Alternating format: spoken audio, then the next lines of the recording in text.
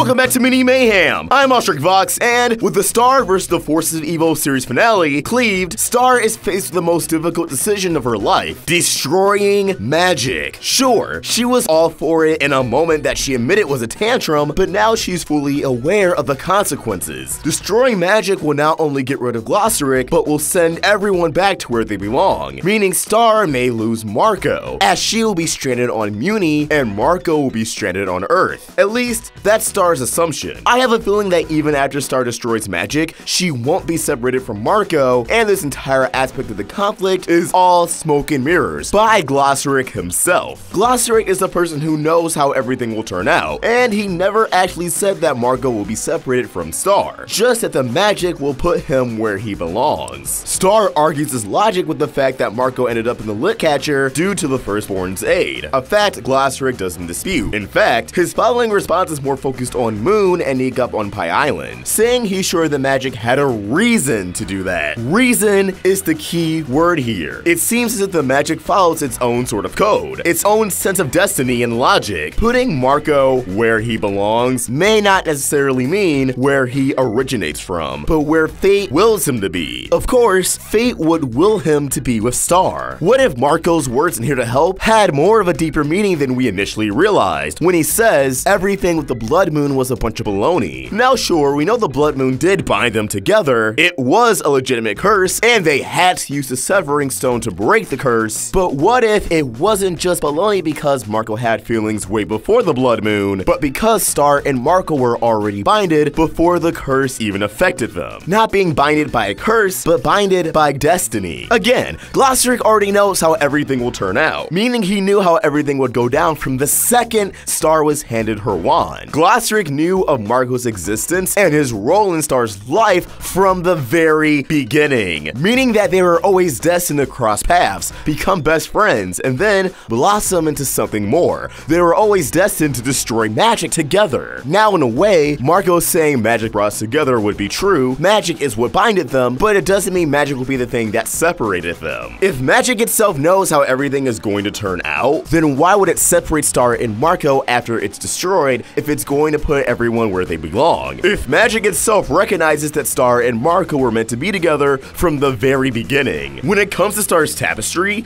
she jumped to the fact that Marco wasn't present, but when we really look at it, no humans were in general. Not just the humanoid humans, but Kelly, Ponyhead, Tom, Rich Pigeon. While Marco had to use his dimensional scissors to reach Kelly's world, we know everyone else exists within Mewni's dimension, albeit in different kingdoms. So why aren't they? Well, we know the tapestries are known to be inaccurate. They're dramatizations of reality. Moon's tapestry isn't how she actually defeated Toffee. Eclipse's tapestry is a lot more sinister than she really is. Solaria's hair may not even be accurate in her tapestry, especially if we're judging by her ghost. So it's not too far-fetched to think that Marco and the rest of Star's friends are present, yet they aren't depicted in the tapestry for one reason or another. Perhaps that reason is to push Star even further, so she can work harder, making a more difficult decision that proves she's still worthy as queen, even if she doesn't realize it yet, because Star has made clear she doesn't really want to be queen. But this could be the inciting incident that changes everything. Above all else, the episode is called Cleaved. Let's remember Glossaric's words in Storm the Castle. You can cleave something apart, or you can cleave something together. Magic may be cleaved apart from every dimension, but that doesn't mean every dimension should be cleaved from each other. Well, more than they already are, because the show excels at duality. Why have payoff to one aspect of being cleaved